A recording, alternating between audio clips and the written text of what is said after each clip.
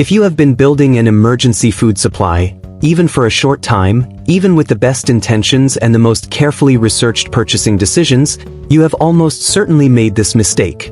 90% of people building preparedness pantries make it.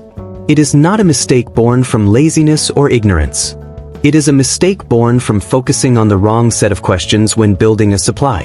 And it is the single mistake most likely to turn your entire investment, every dollar spent, every hour of research, every carefully sealed Mylar bucket, into a worthless pile of expired food at the exact moment your family actually needs it. The mistake is not buying the wrong food. It is not storing it in the wrong container. It is not failing to rotate stock or forgetting to include water filtration or overlooking multivitamins. All of those are real mistakes with real consequences, but none of them is the one that undermines preparedness plans most consistently and most completely. The mistake is building a pantry your family will not eat. Let me explain exactly what that means, and how to fix it completely, this weekend, before another week passes with the problem unaddressed. The crisis scenario. Imagine a real emergency. Not a convenient, manageable inconvenience, a genuine disruption. Power is out and has been out for days. Supply chains are disrupted. Your neighborhood is stressed. Your family is scared, physically tired, emotionally overwhelmed, and sleeping badly. The routines that normally structure daily life have collapsed. Everything feels uncertain and nothing feels normal. You go to your carefully stocked pantry and pull out what you have prepared: dried lentils, white rice, and a canister of powdered milk. Your children have never eaten lentils in their lives. Your spouse has cooked rice on a gas stove but has never attempted it on a propane camp burner with inconsistent heat output and no precise temperature control. Nobody in your household has ever voluntarily drunk reconstituted powdered milk, and under stress they are not about to start. Your family is hungry. Your family is scared. And your family is refusing to eat what you have spent months and hundreds of dollars preparing for exactly this moment. This is not a hypothetical scenario constructed for dramatic effect. Food refusal, particularly in children, but also in adults operating under sustained psychological stress, is a documented and well-established problem in disaster and emergency scenarios. It compounds an already extremely difficult situation in ways that have genuine consequences for health, morale, and the family's collective capacity to function under pressure. The three-part problem. The first part of the problem is unfamiliarity, and it is more powerful than most people expect. If your family has never eaten your emergency food under normal, low-stress conditions, they will resist it under high-stress conditions with far greater intensity than they would resist it on an ordinary Tuesday. The foods feel foreign. They taste different from what the family expects. The textures are unexpected and sometimes unpleasant. The smell is unfamiliar. And when a person, particularly a child, is already emotionally overwhelmed and frightened, unfamiliar food becomes one more stressor layered on top of everything else they are not equipped to manage.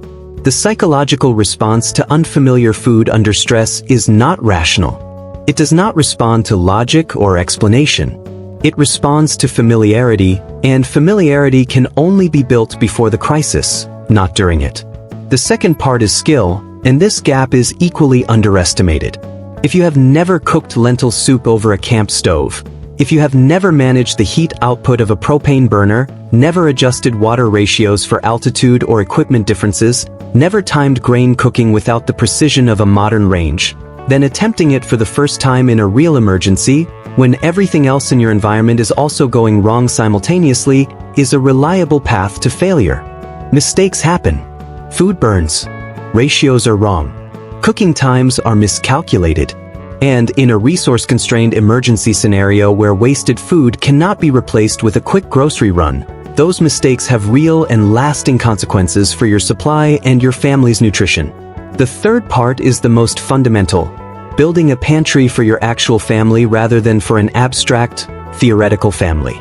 Generic preparedness advice builds a generic preparedness pantry. That pantry may have nothing to do with the specific people it is supposed to feed. A family with a 4-year-old has radically different food needs, texture tolerances, and flavor preferences than a family of adults. A family member managing diabetes needs to approach a high-carbohydrate emergency diet, built primarily on rice, oats, and pasta, with specific adjustments that generic advice never addresses. A family with a peanut allergy cannot rely on peanut butter as a primary protein and fat source the way most preparedness content assumes every family can. The pantry that works is the pantry built for the people who will actually eat from it, not for the hypothetical average household. The fix, the eat what you store rule. Every single item in your emergency pantry must be an item your family currently eats willingly under normal conditions, or an item you have deliberately introduced, tested, and confirmed they will accept. This is not optional guidance or a suggested best practice. It is the foundational operational rule of a preparedness pantry that will actually function when it matters. There is no version of practical emergency preparedness that works without this rule at its center. This weekend, pull items from your storage. Cook a meal from them, a real meal, not a test bite. Observe what your family eats, what they push around the plate, and what they flatly refuse. That information is more operationally valuable than any purchasing guide, any shelf life chart, or any preparedness list you will find anywhere online.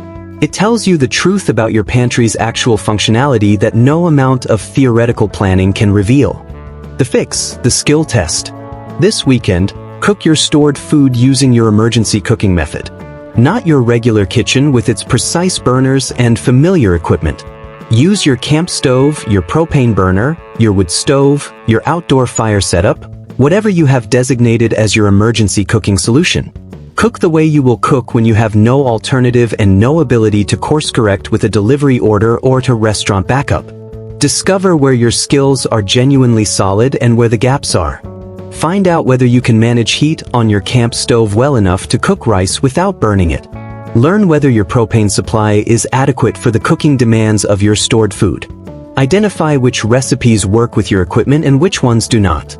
Do all of this now, in a controlled environment with no consequences for failure, rather than discovering these gaps for the first time in an actual emergency where every mistake costs real food and real resources. The fix, the comfort food layer. Every serious preparedness pantry needs a comfort food layer, and this is not a frivolous or optional addition to be considered after all the serious items are covered. It is psychologically essential to the functioning of your entire preparedness plan, and the return on investment per dollar spent on comfort foods is among the highest in the entire pantry. For children, comfort foods mean the familiar and recognizable crackers in the brand they know, peanut butter from the jar they see in the regular kitchen, fruit leather they reach for as a normal snack, hot cocoa mix that signals warmth and safety rather than crisis. For adults, comfort food might mean quality ground coffee, a bottle of hot sauce that makes any grain dish feel like a real meal, a bar of good dark chocolate, or a familiar brand of crackers that tastes like an ordinary afternoon rather than an emergency. These items, even in small quantities, even as a single serving per day, signal normalcy in an environment where nothing feels normal. They reduce anxiety in measurable ways. They encourage consistent eating when stress suppresses appetite and people are tempted to skip meals in ways that compound their physical vulnerability. Allocate 10 to 15% of your total pantry budget to comfort foods deliberately. Do not treat this allocation as waste or indulgence. It is one of the highest return investments in your entire preparedness plan, and it is the layer that most separates a pantry that sustains a family psychologically from one that merely keeps them alive calorically. The fix, the recipe binder. This weekend, write down or print out 10 complete meals you can make entirely from your stored food. Put them in a physical binder, not a phone app, not a digital note, a physical document that does not depend on power or connectivity, and store it with your emergency supplies where it will be immediately accessible when it is needed. Include full ingredient amounts, water quantities, fuel requirements, cooking times, and method instructions written clearly enough that a stressed, sleep-deprived adult can follow them without having to problem-solve under pressure. Decision fatigue is real and it is debilitating under sustained stress. When you are managing a crisis, your cognitive resources are already heavily committed. Having a recipe binder eliminates the need to make creative cooking decisions from scratch and dramatically reduces the probability of errors that waste food and fuel. It is a simple step that takes 2 hours to complete and makes a profound practical difference every time you reach for it. Fix the mistake this weekend. You already have everything you need to start.